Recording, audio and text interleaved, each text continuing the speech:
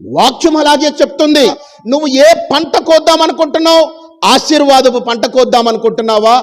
అది నువ్వు విత్తాలి అనంటే వాక్యోపదేశము పొందుతున్నటువంటి నువ్వు, వాక్యం వింటున్నటువంటి నువ్వు, ఉపదేశించువానికి, వాక్యము చెప్పువానికి మంచి పదార్థములన్నిటిలో భాగమియ్యవలను. ఎవరు? దేవుని చేత రక్షించబడి ఆశీర్వాద జీవితం కావాలి ప్రభువా అని కోరుకుంటున్నటువంటి నువ్వు దైవజనుడితో స్నేహం చేయాలి.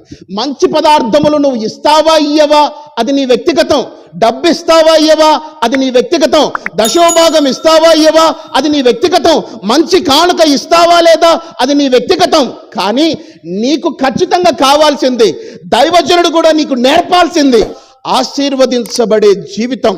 నీకది కావాలి అనంటే హలో, మోసపోవద్దు. ఎందుకని? అది పొందకుండా సాతాను నిన్ను మభ్యపెట్టే అవకాశం ఉంది.